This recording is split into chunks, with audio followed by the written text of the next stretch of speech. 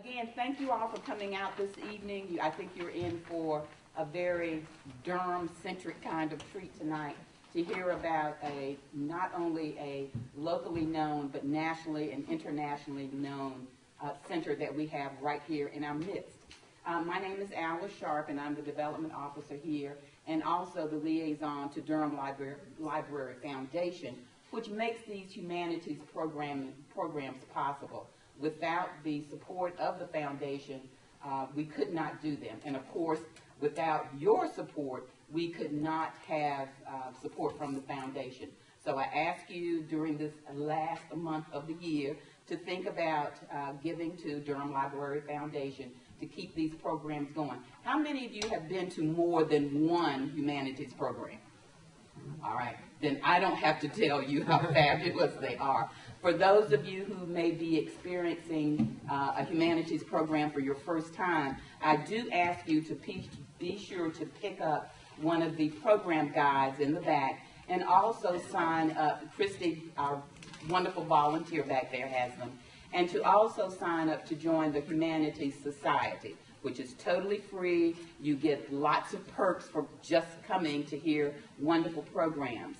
Next Tuesday, we will be having our holiday celebration for Humanities Society members, and we will be at Hill House, again, for the third time. It's totally free. It's just a wonderful evening. And without further ado, we will get into the program. And do let me call attention to Joanne Abel over here. She's the other reason that we have these wonderful programs. And tonight we have a program on the Rhine Center. Just a little bit of background. I'm a Durham native, and I went to Duke in 1967. And I remember hearing whispers about things that were going on this house across campus. And so I kind of watched it from afar and watched it develop into this wonderful entity that we have now. A couple of years, well, 2 years ago, my mother passed. And to this day, you could not convince me that my mother did call me in the middle of the night and talk to me and tell me about where she was. And as I woke up, and in this effort to retain her voice or do whatever, it vanished. So I truly believe that there are things that we don't totally understand. We don't totally know what our mind is capable of doing in the present and in other iterations. So again, this program is something that is of keen interest to me. And tonight we're very fortunate to have with us, and let me call her out, Dr. Sally Rhine Feather, who is the daughter of J.B. Rhine. And then we have John Kruth, who is, Kruth, thank you, who is the Rhine Research Center director. And then we have Dr. Larry Burk, who is the former Rhine Center board president. And especially pleased to have Mara Bishop here with us, who is an intuitive consultant, shamanic practitioner, teacher, author, and artist. And I'm going to let them in their own words, while I have a little bio here. In the course of them talking, I'm going to let them tell you a little bit about how they got to be here. But one of the first questions that I'd like to address to Sally, if I may, is how the Rhine Center, how the Rhines actually even came to be here. Thank you very much for this. Good The entree. microphone is on or not? Is it on? Yes, you're Okay. coming through loud. You have to get close to Just have to. loud enough. Move it towards you. Right. There That you was go. a good introduction, Alice, because those mysterious things that people wonder about are just as prevalent today as they were when my parents came years ago, and in all cultures all over the world. In fact, ours is probably one that is a little more critical and is this true or is this not true. And most of the world just accepts a lot of things. But my parents, both together, Louise and my mother, was very much a partner to J.B., my father, in all that they did, and certainly in this endeavor, which brought them down to dusty old Durham in 1926, when my mother couldn't find a bookstore. Now, what kind of place is this? I don't know if she wandered into where the library was then. Later we learned that he loved it. But But they came down here because of a professor at Duke University. Duke was new, you know. I mean, it had been Trinity College. It was had just become Duke University. I don't think what's then called the men's campus, the West Campus, was even fully developed then. The chapel was just being built. I was not quite born then. So, but when I was a child, I remember the chapel was a big new thing. But Duke, they came down here because of this professor, Dr. William McDougall, who had been brought here by the president of Duke, Dr. William Few, who had a broad perspective. He still used words like soul and the mind, which at that time in American psychology were getting to be be careful of, don't use those terms if you can't find evidence of them. But William McDougall was broad-minded, and he believed that such things as psychical research, which is the forerunner of what we do now, were university topics for a university study. Not that you had to believe them all, but that you could look at them in a scientific way.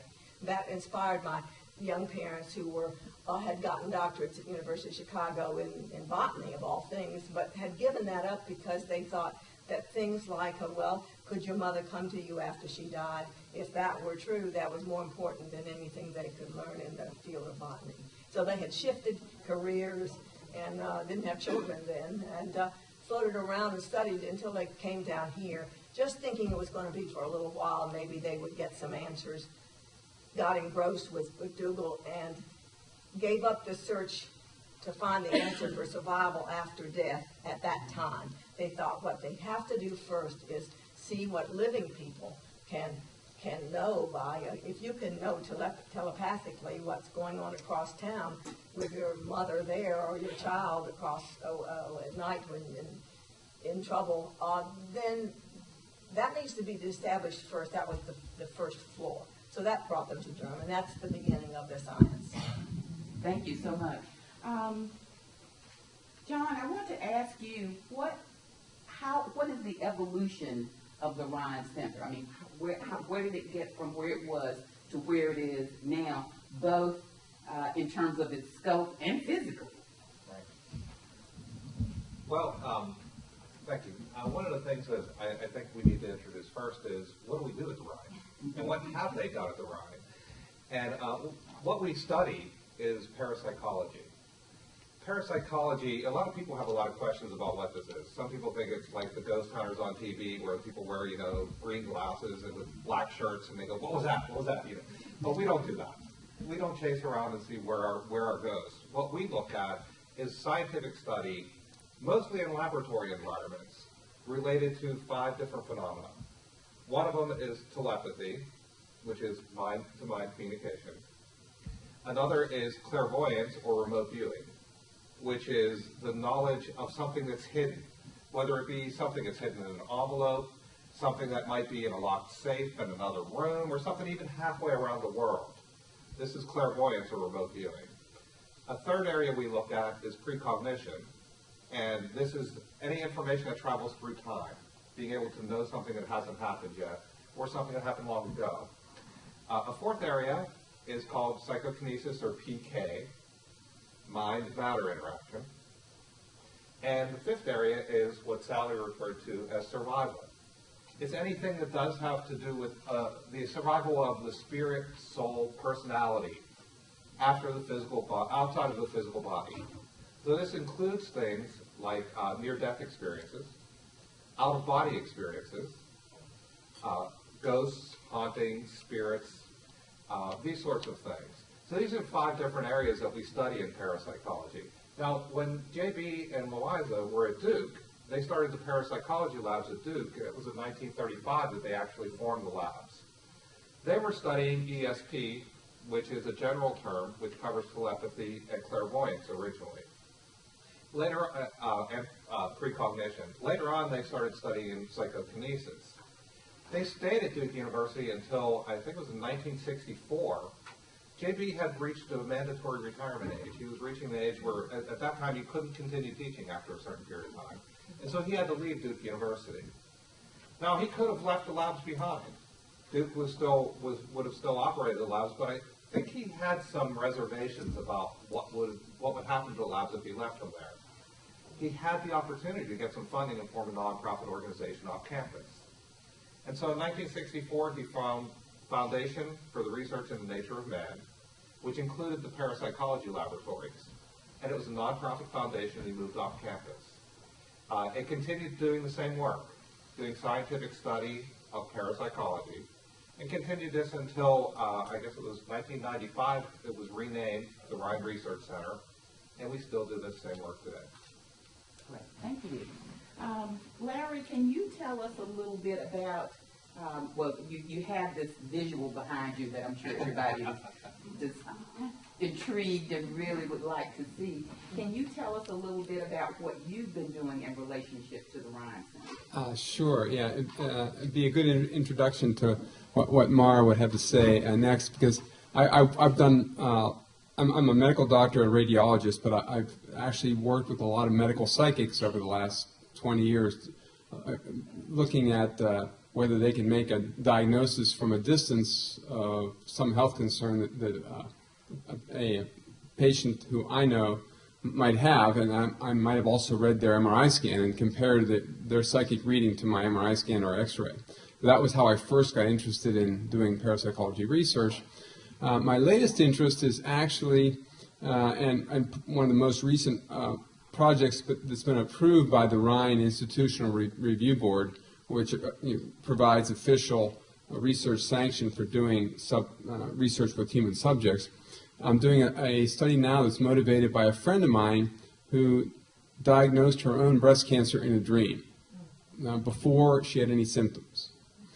And so we're now doing a research study seeing how many women we can find who've actually had an experience like that, to have had a dream before they had any symptoms of breast cancer, and then to actually go and have a mammogram or an MRI scan or an ultrasound and have it turn out that the dream was actually giving them some valuable information and might even facilitate their whole healing process by getting them a head start on, rather than waiting for a mammogram 6 months or a year from now. So one of my best friends had this dream where she was actually on the operating room table having surgery by a woman surgeon on a particular place in her breast.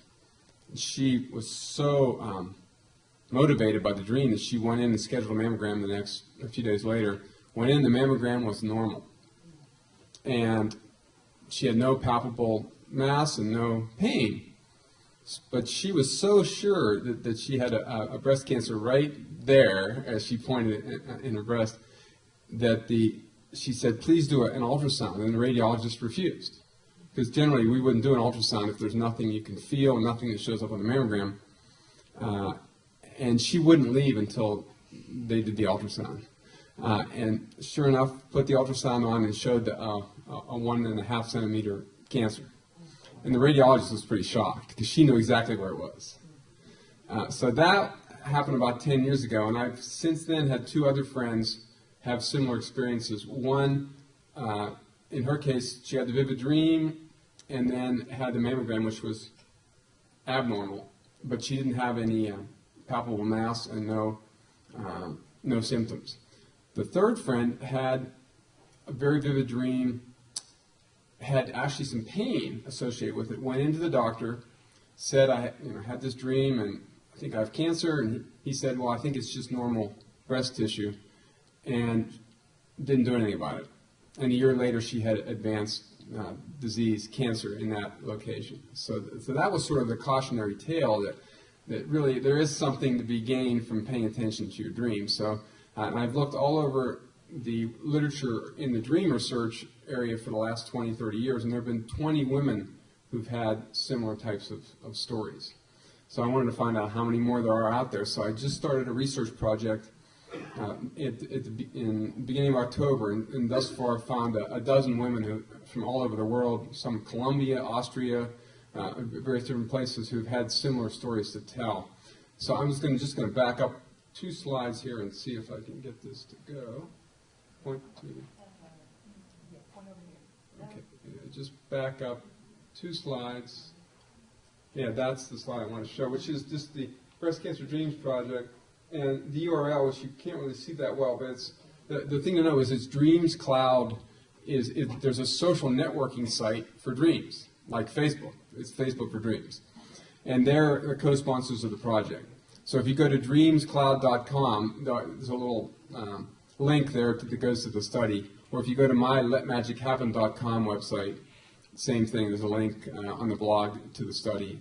And then people can just fill out the consent form online, answer 19 questions, yes or no, about what sort of dreams they had, and then they can post their dreams on the Dreams Cloud page, and that's how you get involved in the study. So if you know anyone who's ever had a dream about breast cancer, tell them to go ahead and participate in the study. And now I'll get back to now we can go. Is it cut on? Did you cut it on? Let me see. Oh, is there a power button? It's on the side. Oh, sorry. Okay. Oh, there we go. Okay. See, it's moving.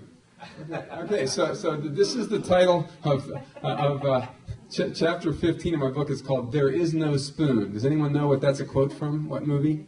The Matrix. Yes. Okay. So the next slide is of a party that I had, a Christmas party at my house in Pittsburgh, a sort of a spontaneous event where my dad's best friend, a chemical metallurgist, and his holistic nurse wife were there, and my niece and nephew from Australia.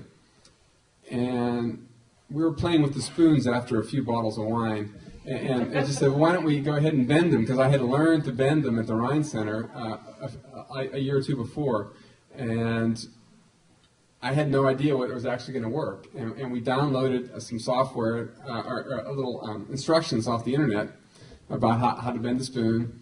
And we followed the instructions. And much to my father's friend's shock, my niece is holding a bent spoon, and he's got one also. He did not bend one. He was just observing.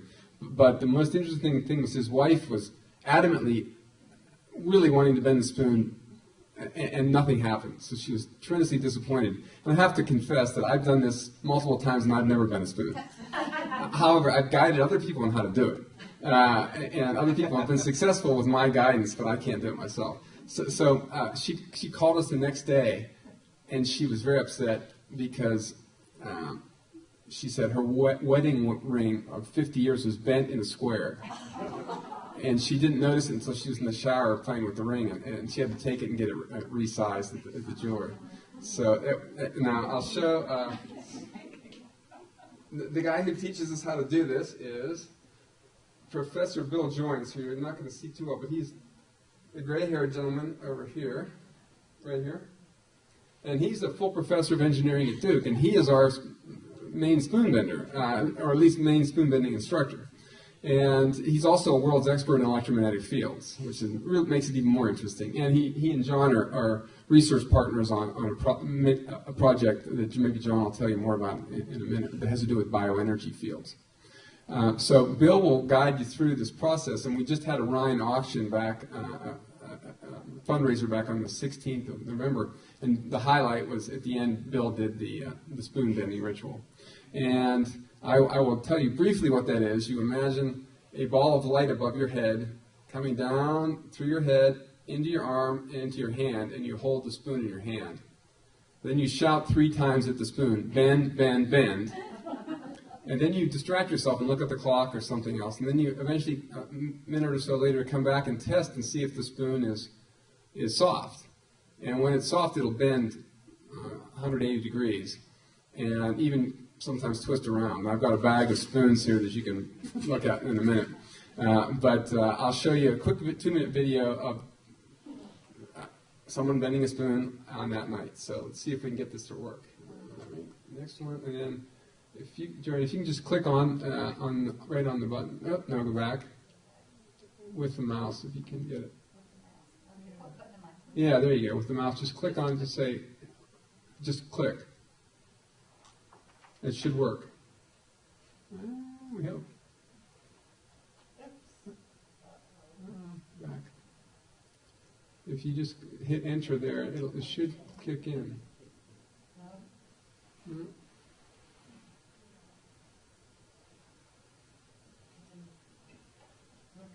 I'll just tap on here. Well, Larry, why don't you just get us a bone and Yeah. I will show a couple Oh, of there spoons while it we're goes. It was coming? I saw the little circle. Yeah. Oh, here's one of the forks that's bent. And here is typical spoon. This is the more dramatic one here, I think. This fork is completely bent backward on itself. And this one is twisted up like a pretzel. And these only are soft for about 30 seconds to a minute, and then they go back to, I can't bend this anymore, and if I tried to bend it, it would probably break.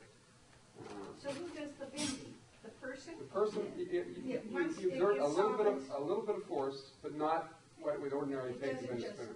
No, it just doesn't droop over like in the Matrix.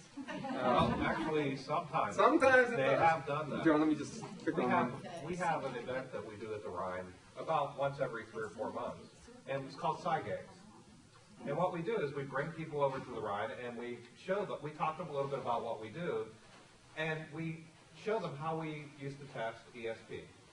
So we do things like we have the ESP cards, you know, that have a circle, a square, wavy lines, a triangle. We take these cards and we do some ESP tests with one group of people. Another group, we have them learn a little bit about remote viewing. And so they practice some remote viewing, and some of them get very good at it. John, I think well. You ready? Yep. All right, John, I do my... But we'll come Part back of it to is spoon bending. We'll come back to And the it. dog. Yes. There you go. So yeah, just, I think you can all see.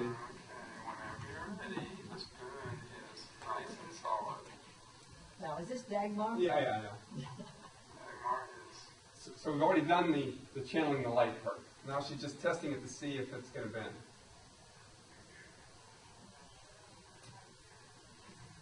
And then all of a sudden it starts to go. And now it's pretty much completely bent. Bent the whole way over. And we have the photo documentation of it for law. My daughter is a skeptic, so. Yeah, my daughter's skeptical. That was pretty easy. Now, is it possible to bend it back? Or will it break? Is it easy to bend it back or not?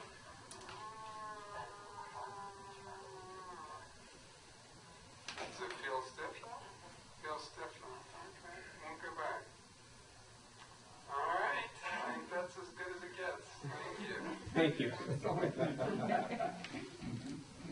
Okay. I actually did that for my skeptical daughter who is a psychology major. You can check it out. Nice and solid. And if anybody wants to come up afterwards and examine some of them, you can check it out. John, do you want to go ahead and continue? And then we want to get tomorrow. Yeah. Sure, and you know, Paul, I was just saying, we show people how we test ESP, and we give them a tour through our museum and show how we used to do this. We give them an example, and then afterwards we take the people and we all get back together and we bend spoon. And I didn't say we try, because every time that I've been there, and it surprises me to death every time it happens, but about a third of people bend spoons. It's amazing. And we did have one time where we had a man there who, he came with a friend, he was very skeptical, didn't believe any of this stuff, and he was holding his spoon and it started bending on its own. He didn't touch it and it just started bending on its own. So these things happen, and I mean, I could give you an explanation, but I'd be lying. We don't know how it works, but it is very exciting because, you know, people get very excited when it happens. I get very excited every time I see it. And Bill did about 4 different trials. You know, if it doesn't work the first time, we go through a second and a third and a fourth. I remember the highlight of the auction for me was on like the 4th time, all of a sudden this woman shrieks as her spoon just bends, and I think she tried for 3 times in a row, nothing happened. All of a sudden when it went, she like completely freaked her out. And we can't really tell who's going to, it happens to, if it's happened once, like several people, Yeah. Susan and so forth, then it happens again. That person is usually happy. But some like myself and Larry, much as we'd like to, it's not happened to us. Now, is it the environment? But we do, one of the things we study is called psychokinesis. My dad began with trying to affect the fall of, people affecting the fall of dice. That's a tiny little bit amount of energy if you have an effect.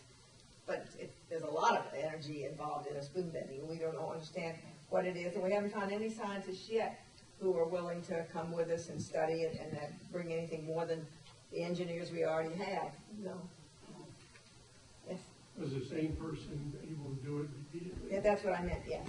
Yeah, it seems that way. Something about the individual and, yeah. And especially if you have kids in the group, that is the catalyst often, because the kids don't know that you shouldn't be able to spin the spoon. Belief may have something to do with it, you know? It does get back to where Larry started with, there is no spoon.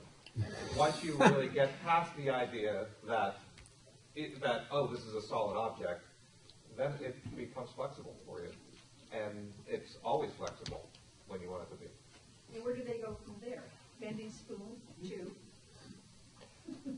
Good Well, question. then they collect the spoons like this. She may be able to help us. What do we do with this energy once it's there? Exactly. Where does it go? Samara, would you like to tell us a little bit about Yeah. your work? Yeah, so much of this work is mysterious, right? We really don't know. We can't explain what bends the spoon. We can't necessarily explain what makes one person be able to telepathically understand what another person is thinking. And personally, that's one of the reasons why I find this stuff so fascinating and satisfying, is that there's an element of unpredictability about it. We can create certain conditions where it's likely to happen, but it's not entirely under our control. And so much of the mission of the Rhine, this idea of exploring the frontiers of consciousness and exceptional human experience, really fits in with the work that I do. And I focus more on working one-on-one with clients and working with groups, teaching classes.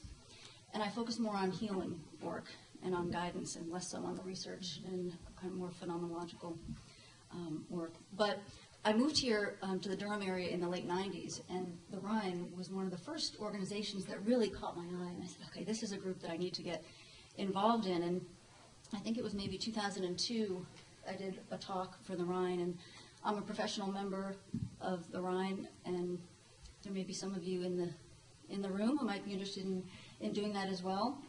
They have fabulous events. My last talk was actually, we're talking about this idea of mystery. It was on the mysteries of spiritual healing and personal evolution and shamanism. And shamanism is one of the primary ways that I work with people to do healing. I had, I think, like Larry, and probably you, and probably many of you in the audience, some experiences early in my life that left me questioning the nature of reality. Larry talked about dreams, precognitive dreams. And as a young adult, I had some dreams that then in the days subsequent would play out in my waking life. How does that happen? Right? If time is linear and things happen in a sequence, that doesn't make any sense. Right? I had some experiences where I felt other people's emotions, people that I didn't know at all. I had one time when I was in church as a young girl, maybe high school age, and all of a sudden I felt sad, like deeply, deeply sad. And I realized it was the sadness of a man who I didn't know, who was sitting at the front of the church. I didn't know what to do with that. I realized that was empathy, right? So that first experience of empathy, where all of a sudden I'd taken on someone else's emotion in my body, helped me to realize that we're connected to one another in ways that we don't understand. So when you talk about spirits and ghosts and hauntings, those words have a real charge in our culture, but being connected spiritually, understanding that our spirit is larger than the container of our bodies, is a pretty common notion in many other cultures, and is something that it's important to work with for our own health. When we walk around, oh gosh, if anybody's been to a mall lately, when we walk around into the world, we can become overwhelmed with the energy of other people. Emotions have energy, and particularly if you're sensitive, you can take those into your body, and they can manifest as illness and imbalance. So a lot of the work that I do shamanically and with hands-on healing is in individual sessions to help people clear that energy, okay, and to teach people how to navigate their environment for themselves and learn how to pull up some shields in their spiritual system so they don't have to take on the sadness and the anxiety and the fear of people that they just happen to be coming into contact with. And on that same note, many of you may already know that Larry is the co-founder of the Duke Center for Integrative Medicine. And Larry, along with that, the anecdote that you were just relaying about the woman with breast cancer, along with Mara's comments, and in integrative medicine, do you pull that same type of method of getting people to realize that there are forces that can help heal your body? Is that something that you've explored or found in your research? Yeah, I mean, I work with, since I left Duke in 2004, I now work at Oriental Health Solutions in my wife's practice, doing hypnosis, which is a very powerful mind-body method of gaining access to those inner healing abilities, plus emotional freedom techniques, which is the tapping technique or EFT, and I combine that with dream work and breathing techniques and a variety of other things that all integrate together. But I also want to mention that I think there's an important thing for all of us to realize is in terms of integrated medicine, there's also the concept of integrating both our right hemispheres and our left hemispheres, in the intuitive side and the rational side. And I've been doing that since I read my MRI scans every day in the morning, and then I'll go in and do more healing-related work in the afternoon with people and ask them about their dreams. And now, one interesting note about Mara's background is before she went the shamanic healing route, she was one of the webmasters at the Fuqua Business School. So that's a little left brain, right brain thing going on there. So. Also, shamanic drumming. Yes. They've shown clinically that it helps to balance, works on your whole brain. It helps shift your state of consciousness, but it also accesses the whole brain. So. Yeah. And of course, Sally is not only a parapsychology researcher, but also a psychotherapist. And John's background was in software, and and he's also doing research as well as many other things. So yeah, I'd encourage you all to integrate the right brain and left brain, and it's good to have both of them working really well. We have this constant struggle at the Rhine Center between the experiential side of things, which is very real, and we have groups that come together to talk about their experiences. We collect the stories and dreams, and we're very much involved in the experiential side. And yet on the other side, we also have the laboratory that believes we need to find evidence of some things we can measure to some extent so that we can integrate it, because if we don't learn something that we can pass on to the next generation, it's fun and it's useful, but what does it mean? So science is a very important part of it, but not science in the old cut and dried thing where you don't pay attention to the person and what's going on in their soul and in their mind. So we have that, and we also have the feeling of community, which is dealing with people out there and helping them know what we're studying about is normal. I mean, it isn't always if you get too anxious, it's not so normal. But if you understand it and learn more, this is a very healthy and not supernatural, but a normal, maybe super normal in a positive way. And one of the other things I'll mention is that, just as an example of people using the Rhine as a community resource, one of my friends had dreams, 5 dreams about 9/11 in the year before it happened.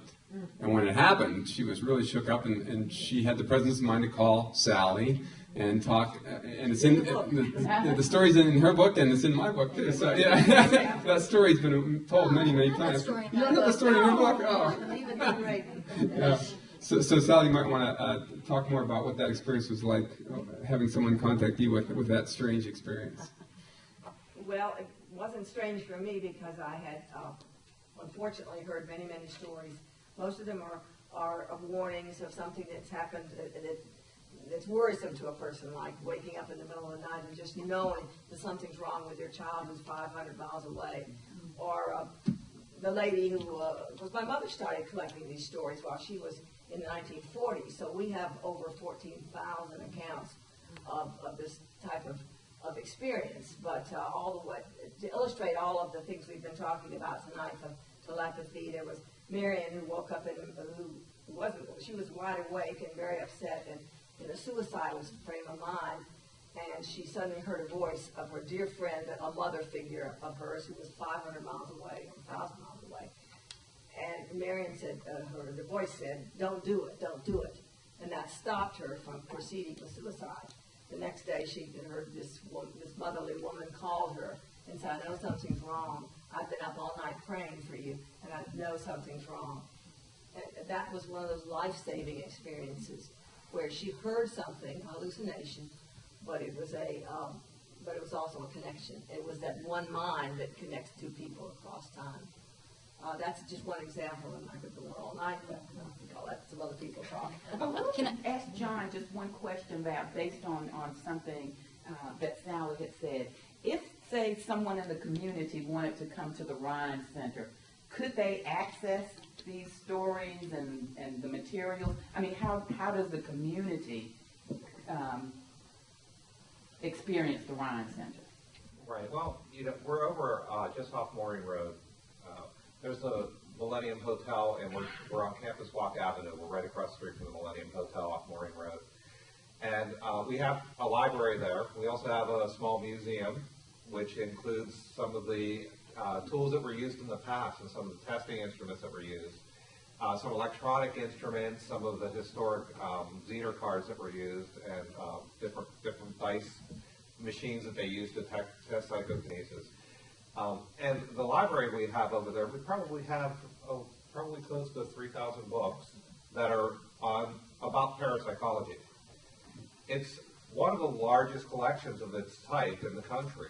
It's a very tremendous collection, and it's growing every year. We're trying to continue to keep it going.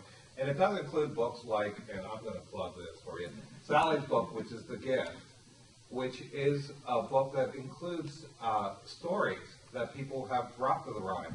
We have people calling us, not every day, but every week. We have a number of people who call us. We have people who go to our website and report experiences on our website. They tell us, this strange thing happened to me, and I need to tell someone about it. This is the type of thing that Sally's been collecting, and what her mother, Louisa, collected for many, many years. It's not something that we just keep available for everyone, but Sally's collected it in her book. Louisa wrote, I don't know how many books, 4 or 5 books, I think, 6 books, which she was collecting and analyzing the stories that she was getting. So there is a large number of stories that are available from people who brought their information to the Rhine. We started a blog now, Experience of the Month, too. Check the website. Yeah, yes. John has done a great job with the website. Really, really good. And we'll soon have YouTube. Speaking to the microphone. We'll soon have YouTubes. Great. Well, I know that the audience probably has some questions, so why don't we start entertaining your questions? All right, right here. Yeah, I have a question about psychic healing. I'm thinking of contemporary John of God, and then older Edgar Casey. And I wonder if you could address those people and the issues involved. I guess Edgar Casey, I think, had some interaction with Dr. Rhine way back when, didn't he? Yes, they were both young men together, and J.B. was very much involved in the scientific study at that time, and Edgar Casey was just another person who wandered in, who had had some experiences but wasn't well known now, as he is today. He actually did a reading for my sister, who was seriously ill, had been seriously ill with pneumonia, or was. His reading was not particularly impressive, so they didn't pursue. They were friendly with each other, and not having a successful reading doesn't mean, nobody's 100% in this business, and if they claim to be, then we know they're not for real. So, but were it today, were he to come in and say, I'd like to work with you and be in some experiments that John is doing, we'd be very happy to have this and work with a healer, because we very much believe that this ability psychic surgery is related. That's John of God, right? Yeah, have you been to John of God? I haven't been to Yeah, John of I have friends who've been to John of God, and he does psychic surgery in a trance. And there's a distinction between he and Casey is that Casey wasn't doing any actual healing work. He was doing readings for people, and Casey would go into a trance and would not remember what he said during the trance, but he was channeling his higher self or whatever guides he had. John of God goes into a trance and actually channels deceased German doctors and other people and puts instruments into people's bodies. And I've had physicians, friends who've been there and seen it happening, and it's clear that pretty much everyone in the whole place is in a trance, not just John God. As soon as you walk into the casa, as it's called, and get into the current, the energy current that's there, everybody pretty much goes into trance. So whatever is going on in that context is sort of in a state of hypnosis, and many mysterious things happen in deep hypnotic trances. So I attribute some of that to hypnosis and some of it to other mysterious things we don't understand. I've had Filipino psychic surgery done on me, so and it was a strange experience, and I put that story in the book. So I went just to have the experience of someone claiming to put their hands into my abdomen, and I was in a pretty altered state, so I'm not, to this day, still not exactly sure what happened. But he did claim to pull some blood out of my abdomen and showed it to me in a cup, and I didn't. I don't do that. You don't do that? Just for the Well, maybe Mara should pitch in with her opinion on hands-on healing here. We have one question over here, and then the gentleman in front. Let me hear what Mara has to say first. Oh, well, I'm just, just go I was ahead. really just kidding. But just the work that I do is purely on an energetic level. No. Right. Okay. So, yeah, working shamanically, Let me working... get her, and then we'll get research. Over here? I wanted to ask if you are familiar with this phenomenon of when people walk under street lamps that the lights go out. Does that fall under the psychokinesis, or is that where it falls? Well, it is a term, I believe, the name was given to it by the Princeton Laboratory, but I don't know that studied mind over matter. They didn't call it psychokinesis. But it has a term called slider. I don't know how that came from. And it's many people report that. Even my husband, who's not at all psychic, he swears that that happens. But so notice it the next time you go by some lights. But we can study. Well, this is a good segue to some research that John is doing with energy in the laboratory. Lights.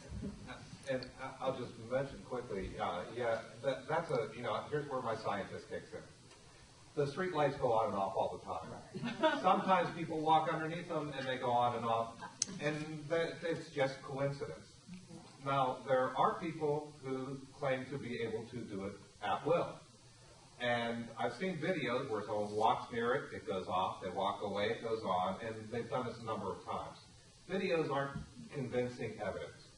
Now, I say all that as a precursor to say that we have a laboratory at the Rhine where we measure electromagnetic fields around people in the form of ultraviolet light.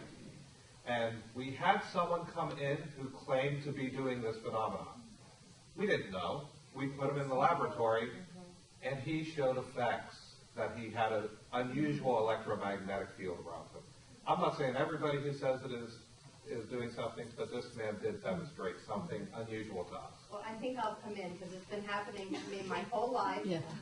And people, and I've told friends sort of anecdotally, and they're like, yeah, right. And I don't do it intentionally. I have no intention of doing it. But over the years, and I'm pretty old now, I'm now with people that go, oh my God, it really happens.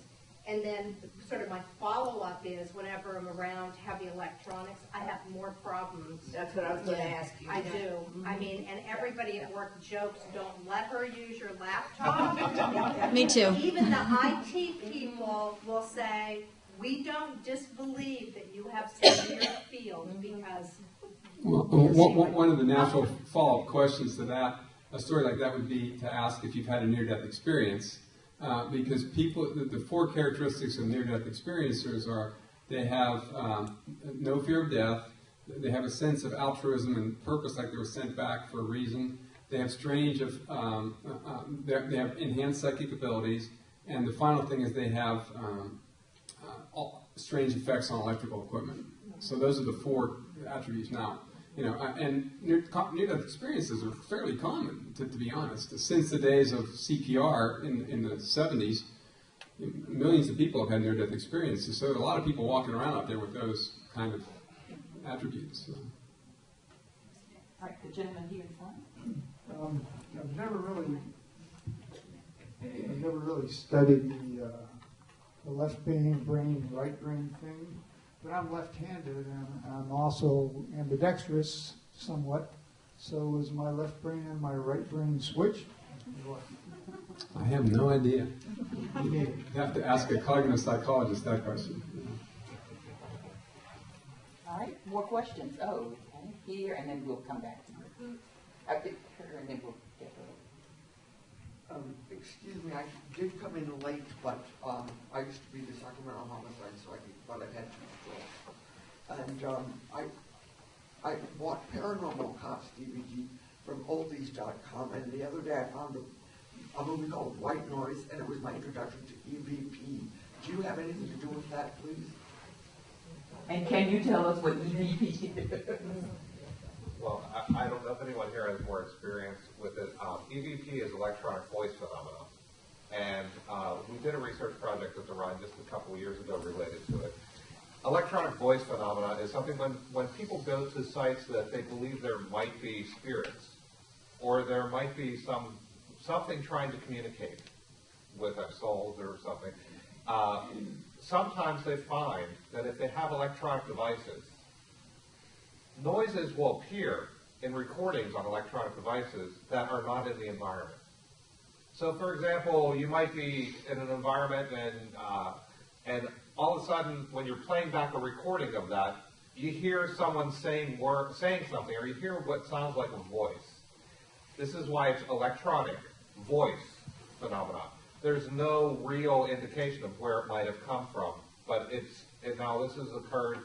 I don't know where it originated, but it was audio tape originally was picking it up, and they thought it might have something to do with people interacting with the actual material on the audio tapes. But now they're using electronic devices and using electronic recording devices, and still EVPs are coming together. The real question about EVPs is, are they really meaningful? There might be noises being picked up, but are they meaningful? And the experiment that we did is we had a series of EVPs, and we played them for different people and asked them, what did you hear? In one case, we gave them a suggestion. We said, the people who listened to this originally thought they heard this word or this voice, this name being said. And another one, we said, we didn't give them any suggestion to see if they were more likely to be influenced by someone saying, they just said, help me. In the third case, what we did is we gave them a third suggestion that had nothing to do with what anybody heard. It was just something random. And we tried to see if there was an influence. And this is a standard psychological experiment. And it seems that there was a bit of an influence by the suggestion. And so how people interpret these voices or these noises, and whether they hear voices, is a very important scientific question for us.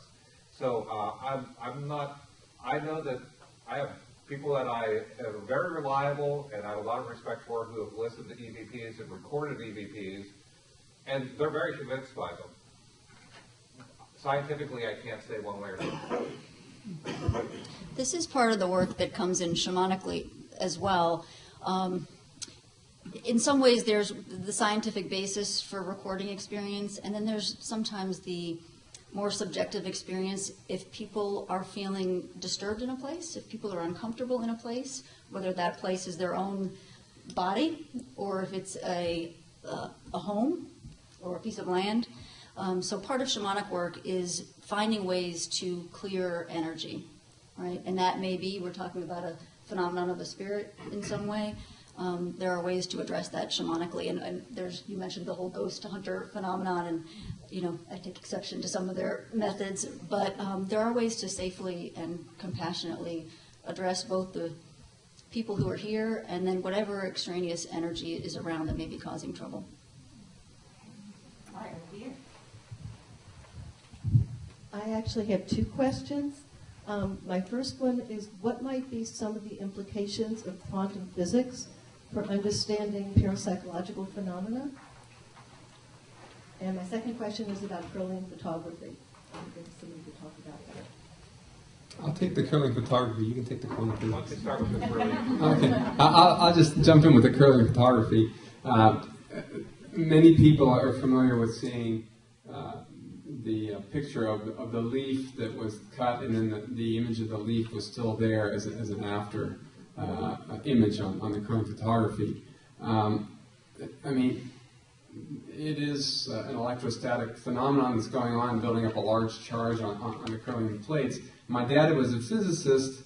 Of all the alternative things I exposed him to, he went to spiritual healers and acupuncturists and did all kinds of things during his journey with cancer. When I took him to the curling photographer, he thought that was the most dubious thing he'd ever seen as a physicist. And he thought it was just an artifact of electromagnetic charge, and it didn't have any significance. Now, there are other people in Russia and many other places that do these kinds of tests and attribute more significance to them. In modern integrative medicine, it doesn't really have a role. So I guess the simplest cop-out is more research is needed. But quantum physics, I think there's a lot more fruit in that direction. So I'll let John talk about that. Quantum physics is a really interesting field, and physics in general is very interesting. But where it seems to be going with quantum physics is physicists seem to be recognizing that the world is not independent of us. Our interaction with the world has an effect on it more than just physical effects. One of the things that is very apparent, and it's been a very common experiment that's been done in quantum physics for at least 50 years now, is called the observer effect.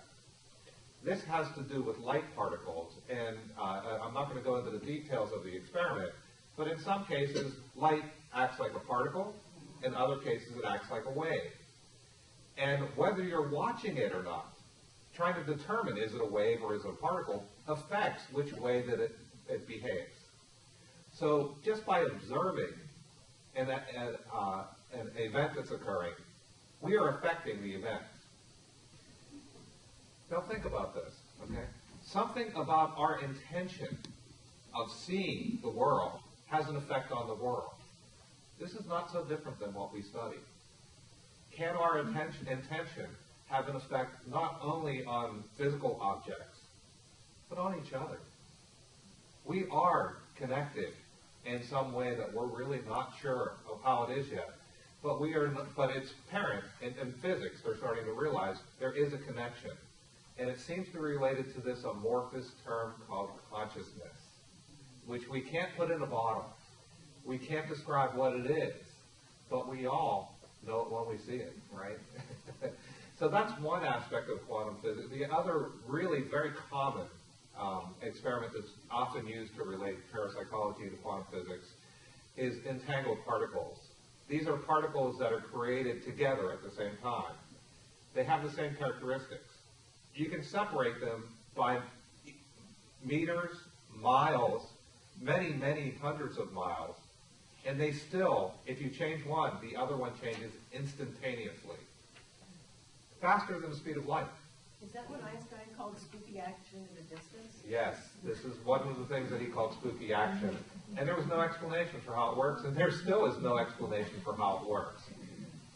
The one thing that physicists often bring to the point, though, is that it happens at very, very cold temperatures. It doesn't happen at room temperature in normal circumstances. So when people relate that to what's going on in parapsychology, it can be explained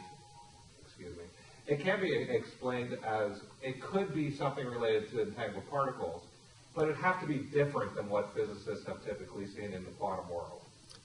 I'm always a little concerned with the latest New Age healing technique, this quantum this and quantum that, because they kind of invoke the umbrella of quantum physics as an explanation for what they're doing. I'm not sure that there's a real causal relationship there, so it might just be the healing technique du jour, you know. So and it's a good buzzword. It's a good buzzword, of course, yeah, and will certainly sell books. And I guess the other thing, just in terms of the quantum physics aspect of it, is for years there have been Nobel laureates and other high-level physicists coming to the Rhine Center and the Princeton Engineering Anomalies Research Lab and looking at some of the effects on random number generators that are based on decay of radioactive materials. That's really in a pretty random fashion, or you can generate the random numbers electronically as well. Which means that if you just sat there and watched the machine, about half the time would be say a plus and half the other time a negative, and it should balance out to an equal number of both of those. And there's a fun machine at the Rhine. My favorite machine at the Rhine is a little ring of lights that sort of is like a race around almost like the dial of a clock. But the lights will just blink back and forth randomly and kind of go back and forth and not really make any progress. And you as the observer, your job is to focus on the lights and get them to go around the entire ring, which means you're disrupting this equal distribution of pluses and minuses and causing more pluses to make the light move the whole way around the circle. And I remember one day Sally was giving a tour and turned the machine on, and I got all excited and wanted to see the light go the whole way around. And sure enough, the more excited you get, the faster it goes. You know, Excitement and emotionality are extremely important. Yeah. You know, what you were talking about the particles responding even over long distances, it relates to healing, and Larry Dossey is a frequent speaker at the Rhine, right? Larry Dossey talks about era 3 medicine. You know, era 1 being physical medicine, era 2 being mind-body medicine, and era 3 really understanding that our spirit expands beyond our body, so that one person's intention can affect another person over long distances. It's why some of the work of practitioners of energy medicine can work long distance and have the same kind of results that they get if a person is sitting in the room with them if they're working over thousands of miles. So it's applicable in many different areas. I have a, go ahead. Go ahead. You raise your hand. No. Who's got the microphone? I have a microphone. I practice EFT, emotional freedom technique. And Could you found repeat that, because it was kind of fading? EFT, emotional freedom technique. It's a method of tapping to heal. I have a daughter that has diabetes and has a lot of problems. So I have remote EFT to her, and I have never known of any experience of any results. It's up for grabs. But nevertheless, I have done it because she's my daughter, and I have a connection psychically with my daughter, plus my mother also. So, can you tell us about EFT and your experiences encapsulated for the audience? The tapping technique is a way of removing trauma from the energy system in your body. You tap it. I describe it as having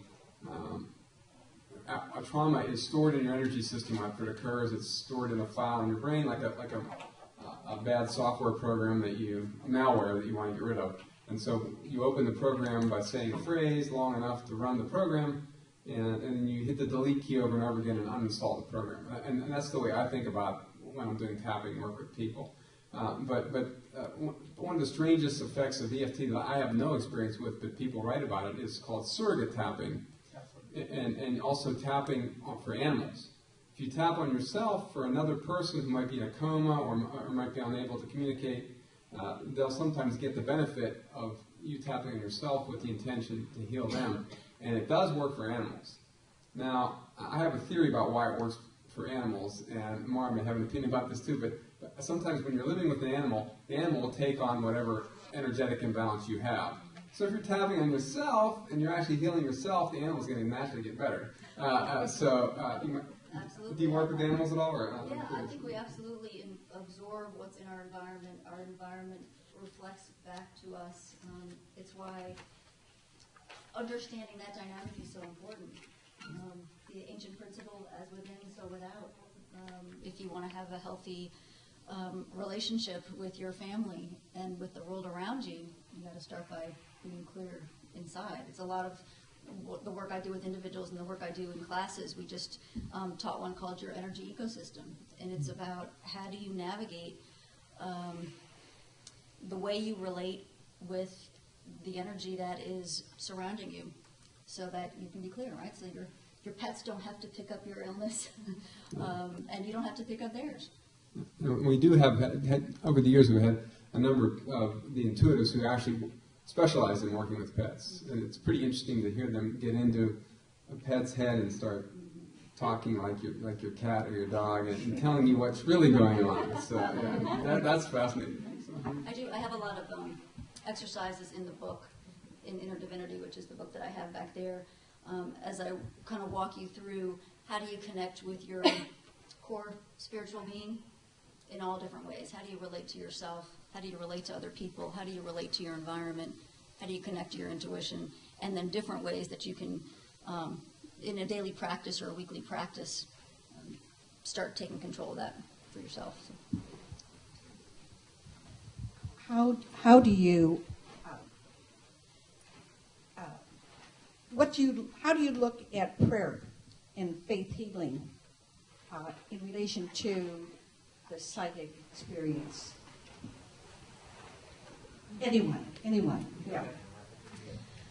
I think that prayer can be a powerful tool. There have been a fair number of studies on the healing effects of prayer. I think that our intention to help another human being or another being of any sort has energy behind it, just as we're talking about this idea of intention. Sally also talked about these anomalous experiences and how they often happen during intense times. Right? Someone was praying for that woman when she was in that suicidal state. I think there are certain points when the access is easier for information to get through to us. Sometimes when we're in our own state of prayer, sometimes when someone is praying for us, that allows kind of the veil to be thinner, to have a connection to that spirit world, if you will. Part of the work that I do is to help people make that more a part of their, encourage people to have that world of prayer and meditation and connection to our spiritual selves be more a part of our everyday world, so that the experiences become less and less exceptional and more ordinary, so that it becomes not necessarily a time of crisis when those voices can reach us, but something that happens on a more regular basis. This may or may not be related to your question. Yeah, well, it is, but I'm thinking of situations in which someone is ill and people around, I will pray for you. Mm-hmm. I will, now, a non-religious person might say, I'm thinking good thoughts of you. Mm-hmm. And people have experienced, a reversal of the situation. Mm-hmm. And so that's the focusing of, is that quantum physics? It's the focusing of energy from many places onto this one person who is the receptor, and whatever they're and then you get prayer groups, right, 5 or 6 people laying their hands on someone who's ill. Right. So from the shamanic perspective, we are all connected. All right. Other groups other than shamanism as well, but that's my particular perspective. We are all connected spiritually. Every being, every human being, everything in nature, everything that exists is part of a web of consciousness, of existence. So everything is affected by everything else. So if at one point on that web you have a person who's ill, and on different points in that web you have people who are very intentionally sending love and compassion and healing energy towards that person, it's going to ripple to them. Right? Now, we don't know necessarily what the divine plan is for that person. Every time there isn't the effect of healing, because we don't know what's in their highest good necessarily, but those waves that ripple towards them, towards that central point, often do have an effect. So it's not either or. It's a combination of, and then an element of mystery. Yeah, yes, there's still, that's where mystery comes in. And I will mention that Larry Dossey had written a book about 10 years ago called Healing Words. He reviewed over 100 scientific studies of prayer. And one of the more impressive local ones was at the VA hospital, which Mitch Krukov and the cardiology team at the VA did the Mantra Project, which was a worldwide prayer study focusing on patients going through cardiac catheterizations at the VA hospital. And there were Carmelite nuns in Maryland, there were Moravians in Winston-Salem, there were people at the Wailing Wall in Jerusalem, there were monks in Nepal, they were everywhere praying for this one person in the VA hospital, which is, and Mitch's study created quite a stir when it came out in 1998, and he had some preliminary positive results, and the later follow-up study was a little more confusing to interpret, but it was very powerful work that he managed to pull off here at Duke in this conservative environment. So. And one of the big frustrations, I think, in the study is also, from our cultural point of view, since we're a real death-denying culture, that one of the endpoints of the study was, well, whether you died or not, and we don't know whether, death might be the highest outcome for that particular person, that it was their time to go, and how can we say whether one death was a bad result or a good result? So, It's one of the important parts of the work that I do, is that you always ask permission. We can't presume to say, this is the outcome I want for you, and this is what I'll pray for. That we need to ask permission before we put that out. In some religions, God's will be done. Right. That's right. God's will Exactly. If the public library doesn't have all of Larry Dossey's books, they should, because he is the world's expert, I think, in pulling together. He himself doesn't do the research, but he's the thinker and the integrator, and he was recently speaking here on our behalf on his new book called World One Mind, which is Dotson, D-O-D? D-O-S-S-E-Y, Larry Dossey. He's written books on the power of premonition, which he says is, moving away from the healing just for a minute, but knowing the future, knowing when somebody's ill in your family, that's a health issue for you as well as for them. It needs a great deal to be able to develop disability, psychic ability if you have it, or to use, everybody we think has it, but not. Some of us just don't, maybe have two left brain or whatever, and aren't aware of it, or maybe paying our attention to our dreams. That's another way. But Larry is a good guide for that side for many things, and for the prayer work. Another one of his books is Prayer is Good Medicine. Mm-hmm. And he intersperses all his books with personal experiences and those that have sent to him, particularly in the medical realm. He's a very humane doctor, has brought a lot of soul into medicine. He's the father of integrative medicine to many people, and a good friend of ours. But as far as, I want to put another plug in for the role of the scientific view for the healing. You can see how it's complicated. Prayer research is extremely complicated. And we are very concerned at the Rhine Center about healing and what it may mean, and understanding it better, what factors lead to. We have, from time to time, we'll have healing research or have groups of people that will study it. It's rather quiet. We don't advertise some of this very much, but if you become a member and pay attention to our website, you will see from time to time our possibility of participating in research. But we have to understand what's going on. These are two important questions to just leave up to just what we gather now. Mara is herself a sort of a scientist in that she's working with people and learning a lot more than the average person would know. So we would work with somebody like that and study them themselves in some cases. But we want to work together with the practitioners. I did one study for my some graduate work, which was doing shamanic journeying. And if any of you are interested in learning a little bit more about shamanism for yourself, I've got a class in January. But the study was to see if people could take a journey and affect their body temperature. And as it turns out, according to that one study, if we journey with an intention of increasing or lowering our body temperature, we're able to have some effect in that altered state. Actually, this might be a good time for John to comment on a little bit more about the bioenergy project, because the work that he's doing with healers with Bill Joines is quite fascinating, measuring the ultraviolet fields coming out of the people who are having the intention of healing. So, well, thank you, Larry, for that lead-in. Before I talk about the practical stuff, I just want to mention about prayer.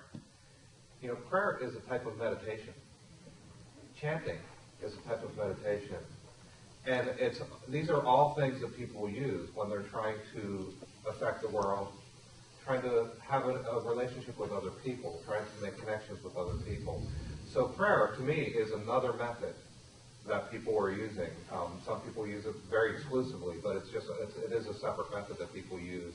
And that's how we look at it within our research usually. We're doing a number of different types of healing research at the Rhine. The one Larry mentioned is related to the bioenergy lab. What it is it's a dark room that we have set up at the Rhine. And in it, we have very, very sensitive light sensing equipment. And this is equipment that is typically used in physics for laser technology. It's also used in electrical engineering. And so there's standard scientific equipment that's being used in laboratories. What we do is, in this dark room, I turn off all the lights and I turn on the equipment and I try to measure ultraviolet light. See if there's ultraviolet light in the room. If I have nobody in the room, typically I can measure up to 1 photon of light every half second. It's a really sensitive equipment. And really dark, too, by the way. The room is really dark. In there. So if I have nobody in the room, I usually measure about 3 to 5 photons per second in the room. What we do is we bring in people who say they're healers. People who have been doing meditation for many years. People who are martial artists. And we try to see, and other people, many other people, and we try to see, is there any variance in the light in the room? If any of us went into that room, any of us, and just sat down in the room, I go from 3 to 5 photons a second to about 12 to 20. We all glow. We have a natural ultraviolet glow, which surprised me. I always felt like we have a little bit of glow, but now I can see it on the equipment. It's really interesting. What's even more interesting is that it's a small percentage of the people we bring in, about 7 or 8%, actually are able to control how much light comes off their body. What we'll do is we'll bring a healer in and we'll take a baseline reading. 12 to 20 photons is usually what we get. And then we say, go ahead and start your healing. If they're a meditator, we say, start your meditation practice. If they're a martial artist, we say, start doing your martial arts forms, whatever it is, and try to see if anything that they're doing has an effect on the light around them. A small percentage of them have very substantial changes in light. From 12 to 20, I've seen jumps go up to 60 photons a second. That's 3 times the baseline. That's tremendously significant. But I've also seen it jump to 200, to 3,000, and even into the hundreds of thousands of photons a second from people. You don't need statistics to figure out something's going on in the room. All right? It's almost like somebody turned on a flashlight in the room. But it's just for a split second, for a very brief period. Now, I'm not saying this means that people are healing, because that's not what I'm measuring here. I'm trying to see if there's a variance, and if we can figure out this energy that people talk about, this healing energy, chi, that martial arts talk about moving. Meditators often talk about kundalini energy that moves through your body. I'm trying to see if we can find that. And we are finding indications that there is an energy that's an electromagnetic energy in the form of ultraviolet light.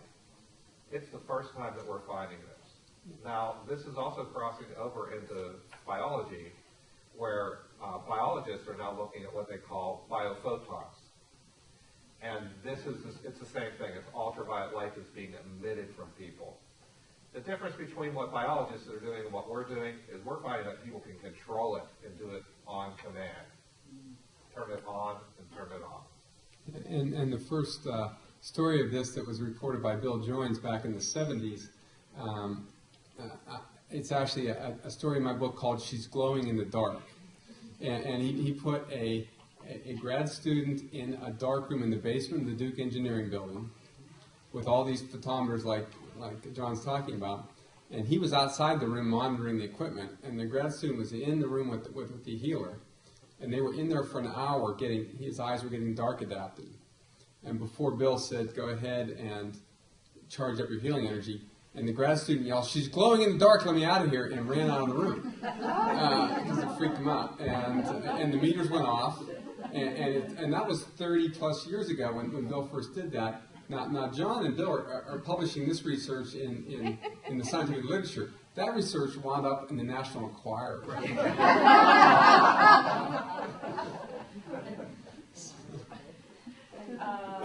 This lady here. Yeah, my question follows up on that then. How does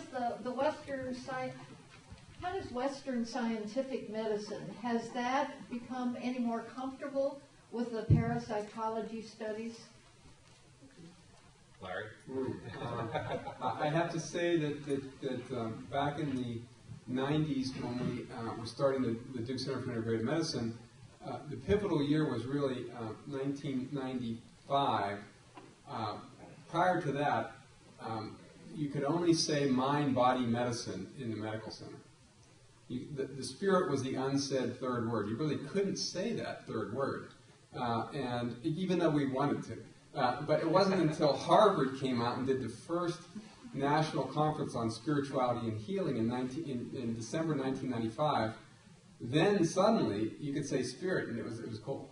So after that it became mind, body, spirit medicine. And we had our first conference in '96 was integrating mind, body, and spirit in medical practice. So it was okay. After that was a watershed year for that. And clearly meditation is fairly mainstream. Yoga is mainstream. Acupuncture is pretty mainstream now. It's available many medical centers.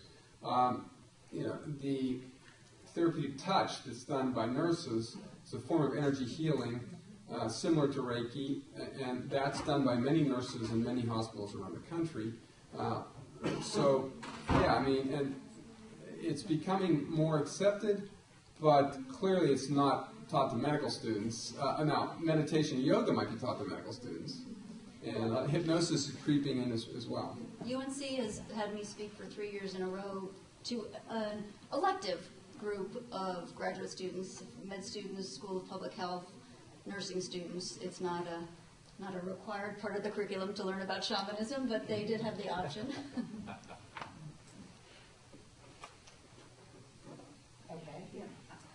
In 1965, I don't know if you were born then, but 1965, Life magazine had a great spread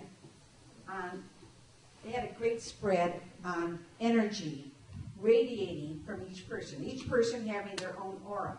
Pictures, well, remember, Life used to be a big book. They were huge pictures, and it came from Russia, and there were pictures of the energy surrounding each person, and then a healer coming and putting his hands over the subject, and the energy actually from the healer dropping down into the energy level of the subject. And maybe Sally, did you ever see that? It was just startling. It was in about 1965. There was where the Russians had done this, the same thing you're talking about, this study of this energy, and they had pictures. But there was a famous book called Psychic Secrets of the Behind the Iron Curtain. What was it called? Right. Psychic. Behind the Iron Curtain, about what the things the Russians were doing a lot of psychic, and the Russians were doing psychic spying many decades ago, which was what inspired the U.S. Intelligence officers to start our psychic spying program. So the Russians have been a little bit ahead of the game in some of these respects. So. Some of that is being is going to come out now. Ed May, our friend, it's being looked at now that the curtain's down, but the psychic spying connection, well, that came later. But I don't know. Sometimes some of that Russian science was considered pretty sloppy, but on the other hand, there may be a lot more to it. Yeah, and I, as a radiologist reading MRI scans, I'm really interested in machines that make pictures. I have never seen a convincing aura camera that actually does anything. So they make cool images, but to say that it means something, no one's ever proven that, as far as I can tell. So, and I think that may happen one of these days. Someone may come up with one that's very convincing, but a lot of the things I've seen, you can do an awful lot with computer processing and digital imaging these days and make it look like Photoshop, like anything. And so I'm not 100% or not even personally convinced about those things yet. So. At the same time, what you're talking about and having energy fields affected, now we have instruments that can actually measure this field. So one of the ideas that we would like to pursue is how can we progress with this? How can we see if there are effects between people? Rather than just measuring the number of photons and getting into the hundreds of thousands, which is really impressive, I want to start to be able to see where it comes from, and if one person has an effect on another person, and what type of effect they have. You need to make some cool pictures, John. I need some more machines. And more machines. Yeah. So millions of dollars of research money will provide that, yes. And I'm on the other side of that picture, which is I'm the person where people are lying on my table every day, and I'm doing the hands-on healing, and people get up, they come in, they tell me they're stressed and they're in pain, and they have back pain that have been chronic for years, and they get up and they write me and they tell me I don't have that pain anymore. So I don't have the research. I haven't done that yet. I need to do that. So I had the anecdotal experience from many people writing me and telling me, I don't know how this happened, but I feel so much better. Well, the other question more then would be, what kind of visual effects, she's a visual artist and painter as well, so what kind of visual effects do you get when you're working with someone? Do you perceive colors? My eyes are often closed, you know, so it varies from person to person. In a lot of shamanic work, there's symbolic imagery that goes along with it, so sometimes there's information that's specific to what, say, the energetic intrusion is, that gives me information about how to clear it. Sometimes it's color, sometimes it's form, sometimes it's really about me holding a state, my own state, being able to be in a meditative state where I'm able to be a good conduit. Because when you work shamanically, it's really not as much about the practitioner as it is about their connection to the divine, and being able to connect the divine with the client. Yeah, and I did have an experience with a healer from Pinehurst a few years ago, Brent Atwater, who's between Pinehurst and Atlanta now. She happens to be an internationally known artist who designs ties for like the Master Tournament and things like that. But she's also very visually psychic. And when she does a reading, she sees your whole body in 3D and in full color and color coded for everything that's going on. And it's listening to her describe it is like an artist, you know, describing, I see this, and then she draws it. And Barbara Brennan is another famous healer who has very nice full color plates in her book of what she actually, her perception of the aura. So maybe someday we'll make a machine that'll do that. Shamanically, a lot of times when you see something that doesn't belong, it appears as something unpleasant. So you dark don't necessarily color. want, the client doesn't really need to know that. They can just clear it for them, and it's all good. And I also want to get a sense of people. How many people have actually been to the Rhine Center? Just to get a little sense. Okay. And how many people have been to the Rhine Center website? Rhine.org. Okay. Well, there's a couple good places to start. And the other thing we do have for experiential, getting a taste of it, every other Friday night there's a lecture at the Stedman Center on the Duke Center for Living campus. And then sometimes there's a Saturday workshop with some of the speakers who come to town will actually do a workshop the following day. The other thing we have on the first Tuesday night of the month in the Rhine Center Library, we have the Psychic Experiences group, where dozens of people from Which happens to be tomorrow. Which happens to be tomorrow night, yes. Where dozens of people from around the triangle get together and tell their wildest stories. If you're a Rhine member, it's free admission every month of the year. If you're not a Rhine member, it costs $10. So if you come 6 times, you might as well have joined. It's not about telling wild stories. Oh, no. It's about providing an environment where people can speak freely about these experiences. So many people have experiences, and this is what Sally has been collecting, what Maura and Larry both know about so strongly. People have these experiences, and they tell people, and people say, that's not real. You're imagining it. You're hallucinating.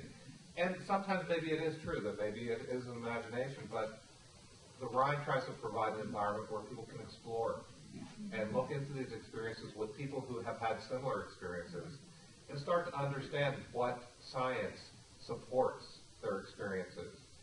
And I can tell you that a lot of what we research indicates that there is a connection between all of us. And the PEG, we call it the PEG meeting, the Psychic Experience Group. We create a safe space for people to come in, a confidential space where they share their stories. And some people, you see that they walk in and they're shaking because they've had some really amazing experience that they couldn't tell anyone else about, and this is the first time they ever shared it. Then you got other people in the room who've been doing it for 30 years. So it's a nice give and take. We also have the remote viewing group, which I've never been to. John, have you been to remote viewing? Yeah, it's actually a training group, and it's where people learn about remote viewing and they practice. So if you ever were interested in learning remote viewing, they meet once a month also. And you can learn about the regular meetings on the Rhine website. We have a book club also that meets there that reads different books about parapsychology and learning about parapsychology, learning how to do different things, different topics related to that. And there's a fourth group that just started up, which is called a Dream Studies group, where they're exploring dreams. Not interpreting dreams, but exploring different dreaming techniques and different evaluation techniques. Can I just echo what you guys are talking about creating that safe space? I see so many people as well who have had experiences, whether it's with their physical health or with emotional experiences, traumatic events, where it's very hard to explain what's been going on for them. And part of this work is about creating that sense of safety to explore and hopefully heal and access that part of ourself that is connected in that web that we've been talking about. So it's important. It's important in my work as well.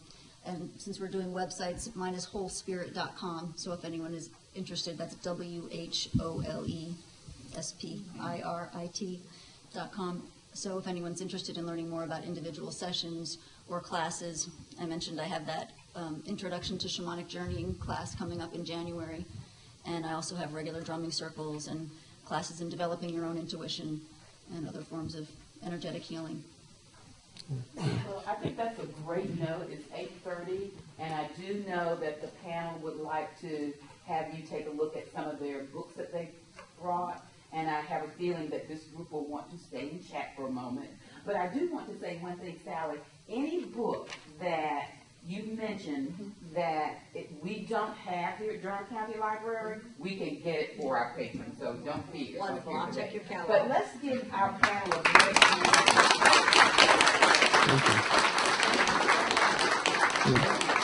Thank you both for hosting us.